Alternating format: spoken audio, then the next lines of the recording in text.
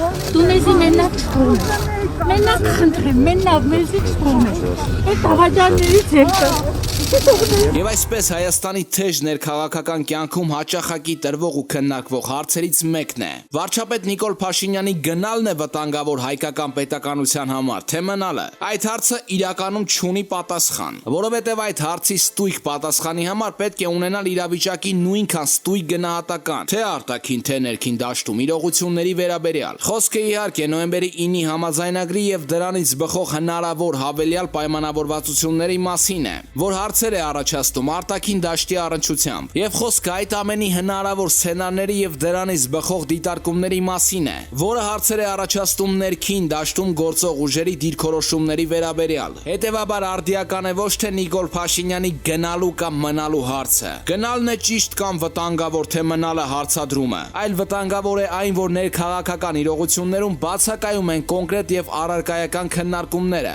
բացակայում է բովանդակությունը, թե ինչի հետ է գործ ունենալու հանրությունը հնարավոր իշխանափոխության դրա անցումային փուլի պարագայում։ Երբ պատասխաններ չկան, այստեղ չի կարող պատասխան լինել հարցին Փաշինյանի գնալն է վտանգավոր, թե մնալը, կամ երբ գնալը, միջև երբ մնալը։ Մոսկվայում Ռուսաստանի Դաշնության արտաքին գործերի նախարար Սերգեյ Լավրովի հետ տեղի ունեցած առաջին հանդիպումից հետո Հայաստանի նոր արտգործնախարար Արա Այվազյանը հայտարարել է, որ Թուրքիան որպես Արցախի դեմ պատերազմի պատասխանատու եւ ոգեշնչող շարունակում է ռեգիոնի համար կործանարար քաղաքականությունը։ Այվազյանը հայտարարել է, որ Անկարան դուրս չի բերել ռեգիոն ներկրած զինյալներին եւ ավելին, ծրագրում է դրանց ընդլայնում այն տարածքներում, որ պատերազմի հետևանքով անցել է Ադրբեջանի հսկողության տակ։ Դա պարտավորեցնում է միջազգային հանրությանը գործի դնել բոլոր հնարավոր լծակները, ստիպելու համար Թուրքիային զերծ մնալ ցանկացած գործողություններից, որոնք կարող են ել ավելի սրել լարվածությունը։ Թուրքիան պետք է դուրս բերի իր զինված ուժերի անձնակազմը եւ նրա հետ փոխկապակցված զինյալ ահաբեկչական խմբավորումները Լեռնային Ղարաբաղի հակամարտության գոտուց եւ ընդհանրապես Հարավային Կովկասից, հայտարարել է Հայաստանի արտգործնախարարը։ Ամեն ինչ ասված է շատ ճիշտ, թերևս մի հանգամանքի բացառությամբ։ Բանն այն է, որ խաղարարար մոնիտորինգը ըստ ռուս-թուրքական պայմանավորվածության իրականացվելու է համատեղ։ Երբ ակնառու է ռուս-թուրքական պայմանավորվածությունը, առնվազն տարօրինակ կամ հակասական է հնչում, որ Հայաստանի արտգործնախարարը զինյալներին եւ թուրքական զորքը ռեգիոնից դուրս բերելու պարտավորություն է դնում միջազգային հանրության վրա, որովհետեւ զինյալները եւ ահաբեկիչները խաղաղության սպառնալիք են։ Իսկ խաղաղության մոնիտորինգը ռուս-թուրքական համատեղ պայմանավորվածություն ու պարտավորվածություն է։ Ըստ այդմ Հայաստանի արտգործնախարարի պարագայում առավել տրամաբանական կհնչի, եթե խաղաղությանը սպառնացող զինյալներին ու ահաբեկիչներին նաև թուրքական զինված ուժերի անձնակազմը ռեգիոնից դուրս բերելու պարտավորությունը նախ դրվի Թուրքիայի հետ պայմանավորված Ռուսաստանի վրա։ Կոչը ուղղվի նախ եւ առաջ Մոսկվային։ Դրանից հետո այդ հարցում Հայաստանի օրակարգին աջակցելու ընդհանուր հորդորը կդառնա լսելի։ Հասկանալի նաև միջազգային մյուս դերակատարների համար կարձագանք են, թե ոչ, իհարկե այլ հարց է։ Այստեղ եւս պետք չէ պատրանք ունենալ, բայց հենց ռացիոնալությունը թելադրում է հարցերը բարձրացնել նախ նրանց առաջ, որոնք ստանձնել են իրավիճակի համար անմիջական պատասխանատվությունը, ովքեր ընդհանրապես պատասխանատու են իրավիճակի ձևավորման համար։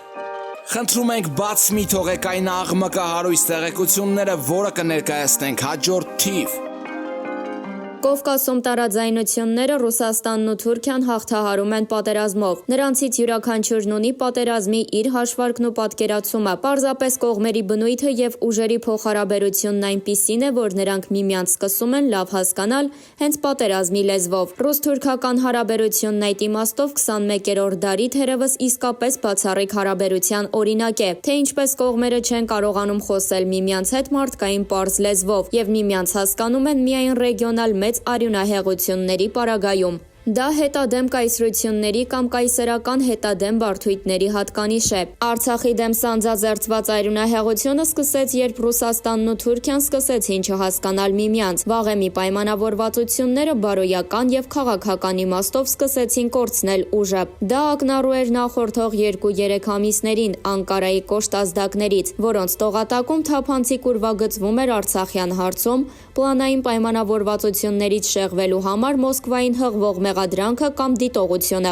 Իսկ Արցախի հարցը դա հայկական մեծ հարցի մի մասն է։ Հայկական մեծ հարցը ռուս-թուրքական հարաբերության հիմքը։ Մոսկվան իր հերթին դեմ չէր պատերազմին որպես ռեգիոնալ ազդեցության անկումը կասեցնելու վերջին միջոց, բայց պայմանով, որ այն սկսելու պատասխանատվությունը մնա Թուրքիայի վրա։ Իր պատասխանատվության առումով ՌԴ-ն նախորդող 2 տարիներին լուծել էր գլխավոր խնդիրը՝ հայ հասարակության առաջ ունենալիք ալիբին։ Ալիբին ապահովվել էր Նիկոլ Փաշինյան, Ռոբերտ Քոչարյան դիմակայություն ստեղծելու միջոցով։ Մնում էր վերցնել ռազմավարական դադար ու սպասել, թե երբ է հատելու Էրդողանի համբերությունը, հատկապես Թրամփի պարտության հեռանկարի ուրվագծվելուն զուգահեռ։ Էրդողանը եւ Ալիևը կուլ տվեցին խայծը հայկական կյանքերի եւ Արցախի տարածքների զգալի մասի տեսքով, մինչեւ հասան Ռուսաստանի հետ սկզբունքային անհամաձայնության։ Նրանք ակնկալում էին վերցնել ամբողջ Արցախը։ Ռուսաստանի պլանն այլ էր՝ զիջել հայերի հաշվին մինչեւ անդառնալիության կետ, երբ արդեն կարող է դնել իր կենսական շահերի խնդիր, ստիպելով Անկարային հետ քաշվել։ Իսկ Բաքվին ստորագրել Արցախ ՌԴ ռազմական մուտքի իրավունքը։ Այդպիսով Մոսկվան Անկարային կանգնեցրեց սկզբունքային տարաձայնության կետում, հասկացնելով, որ հակառակ դեպքում այլևս չունի Բաքվին ուղիղ հարվածից զերծ մնալու մոտիվ։ Էրդողանը խուլիգան է, բայց ոչ խելագար։ Նա լավ է պատկերացնում, որ Անկարան հասել է Մոսկվայի հանդեպ մարտավարական մրցունակության եւ անգամ առավելության, սակայն բանը ռազմավարական մասշտաբի ռազմական բախման հասցնելու պարագայում Թուրքիան չի լինի դիմադրունակ։ Մեծ նոյեմբերի 9-ից միացել է ոչ թե ռուս-թուրքական համաձայնության, այլ նոր սկզբունքային տարաձայնության հաշվիչը, ինչը ժամանակի ընթացքում մեծացնելու է այդ տարաձայնությունը դարձյալ հայկական շահերի ու անվտանգության հաշվին հարթելու Լավրովյան տրամաբանությամբ օրինակելի պայմանավորվածության սպառնալիքը։ Այդ տարաձայնության հաշիվը ցավով ու ողբերգությամբ արդեն մի քանի անգամ փակել է հայ ժողովուրդը։ Այդ ողբերգական օրինաչափությունից դուրս գալու հրամայականի ֆոնին հայկական ներքաղաքական կյանքը շարունակում է գտնվել ներքին մանրածախ կամ մեծածախ օրինաչափությունների տիրույթում։ ՀԱՊԿ արագ արձագանքման ուժերի մուտքը Հայաստան պետք է բացառվի։ Եթե Նիկոլ Փաշինյանը կամավոր չհեռանա, ապա անխուսափելի է ժողովրդի հաշվեհարդարը։ Ազատության հրապարակի հարթակից հայտարարեց 17-ի վարչապետի միասնական թեկնածու Վազգեն Մանուկյանը։ 17-ը վարչապետին տվել է հեռանալու ժամանակ՝ դեկտեմբերի 8 ժամը 12, իսկ եթե վարչապետը չհեռանա, 17-ը հայտարարել է քաղաքացիական անհնազանդության համատարած ակցիաների մասին։ Այն վերջնագիրը, որ հնչել է դեկտեմբերի 5-ի հանրահավաքում, Փաշինյանի մոտ կարող է առաջացնել հակառակ արձագանք եւ ավելի կարծրացնել հրաժարական չտալու դիրքորոշումը, մեծացնելով բախման հնարավորությունը։ Իսկ դա հնարավոր է դարձնում Հայաստան ՀԱՊԿ արագ արձագանքման ուժերի մուտքի հեռանկարը։ ՀԱՊԿ հեռավար վեհաժողովի ընթացքում արձանագրելով նոյեմբերի 9-ի որոշումների համար պատասխանատվություն ստանձնելու Նիկոլ Փաշինյանի խիզախությունը, Պուտինը հայտարարեց, որ իրենց խնդիրն այժմ Հայաստանի վարչապետին խաղաղ կյանքի կարգավորման եւ որոշումների հետագա իրականացման համար աջակցությունն է։ Ընդ որում հարկ է նկատել, որ ՌԴ նախագահ Պուտինն այդ խնդիրը դրել է հենց ՀԱՊԿ առաջնորդների առաջ։ Դա նշանակում է, որ ՀԱՊԿ երկրների նախագահները կարող են կանգնել Հայաստան արագ արձագանքման ուժեր ուղարկելու որոշման անհրաժեշտության առաջ, Հայաստանի վարչապետին խաղաղ կյանքի վերականգնման հարցում օգնելու համար։ Վերջնագիրն ավելի կկարծրացնի Նիկոլ Փաշինյանի դիրքորոշումը հրաժարական չտալու հարցում, իսկ դրան հաջորդելիք անհնազանդության ակցիաներն էլ հիմք, որպեսզի դիմի ՀԱՊԿ-ին։ Այդպիսով կարող է գործել Հայաստանի դեմ ծայրահեղությունների հայելային մոդելի հերթական ակտը, երբ իշխանություն ընդդիմություն դիրքորոշումների ծայրահեղացման պարագայում Հայաստանին կարող է պարտադրվել նոր իրավիճակ, դրա համար պատասխանատվությունը թողնելով հենց Հայաստանի վրա։ Հայաստանի իշխանությունն առաջին հերթին եւ ընդդիմությունը պատասխանատու են այդ մոդելի կիրառումը չկանխարգելելու համար, թե ինչ է նշանակում այդ ուժերի մուտքը Հայաստան, դժվար չէ ենթադրել։ Ընդդիմությունը թեկնածու ունի եւ դա Վազգեն Մանուկյանը չի։ Իրենք իրենց թեկնածուին ցույց կտան վերջին պահին։ Առաջին լրատվականի զրուցակիցն է ՀԱԿ անդամ Հակոբ Հակոբյանը։ Պարոն Հակոբյան, պատերազմի ավարտից հետո ներքաղաքական զարգացումները բավականին լարվեցին։ Ընդդիմությունը փողոց է դուրս եկել, վարչապետի հրաժարականն է պահանջում։ Ընդդիմությունն արդեն իսկ հայտարարել է վարչապետի իր թեկնածուի Վազգեն Մանուկյանի անունը։ Ինչ դիտարկումներ կարծիքներ ունեք այս զարգացումների վերաբերյալ։ Հակոբյան. շատ բարդ է լինելու ընդդիմության համար։ Վազգեն Մանուկյանի անունը, որ իրենք հրապարակել են, դա ձևական է, քանի որ շատ էին ստիպում, որ վարչապետի անուն հրապարակվեր։ Իրենք էլ այդ անունը տվեցին ու այս ընթացքում իրենց գործը կանեն, կվերջացնեն։ Իսկ հետո Վազգեն Մանուկյանը կհրաժարվի, իրենք էլ իրենց թեկնածուին կդնեն։ Հարց. որը կլինի նախկին իշխանության ներկայացուցիչներից։ Հակոբյան. ինձ չի թվում նախորդ իշխանության ներկայացուցիչներից, քանի որ նախորդները իրենք սպառել են։ Բոլորս էլ լավ հասկանում ենք, որ այս պատերազմը 90%-ով իրենց մեղքն էր։ Լևոն Տեր-Պետրոսյանի հրաժարականից այս կողմ Սերժ Սարգսյանը ամբողջ պաշտպանությունը վերցրել էր իր վրա։ Ամեն ինչի պատասխանատուն ինքն է եղել։ Ու եթե այդ ընթացքում ուզենար, կազինոներում կրված փողերը դներ, ամբողջ Հայաստանը թունել կսարքեին, Ղարաբաղն էլ հետը, ու իսկի ատոմային ռումբը չէր կարող մեզ վնաս տալ։ Ոչ թե սենց հազարավոր զոհեր տային առանց մի պատրոն կրակելու։ Իրենք շատ լավ գիտեին, թե այս պատերազմում թուրքերը մեր դեմ ինչ զենք են օգտագործելու։ Իրենք տարիներ շարունակ ոչ մի բան չարեցին, բերեցին հասցրին այս կետին։ 2018-ին խաբս տվեցին, թողեցին Նիկոլը փողոցային դեղնակտուցներով հեղափոխություն անի։ Նիկոլն էլ ոգևորված եկավ, բայց ոչ ինքը, ոչ էլ իր թիմը պատերազմից գաղափար չունեին։ Տավուշյան դեպքերից հետո իրենք մտածում էին, թե համ Ադրբեջանին, համ Թուրքիային հաղթել են։ Տավուշում այնքան մարդու հերոսի կոչում ու մարտական խաչ բաժանեցին, որ իսկի այդքան պատրոն չէր կրակվել։ Իրենք պատերազմ ասելով դա էին պատկերացնում, իսկ Սերժը լավ հասկանում էր, թե ինչ է կատարվում։ Դրա համար էլ սա կազմակերպեցին, ամբողջ մեղքը բարթեցին Նիկոլի վրա ու քաշվեցին գրաղ։ Նիկոլն էլ այդ խելքի տեր ոգևորվեց այդ ամենով ու բերեց մեզ հասցրեց այսօրը։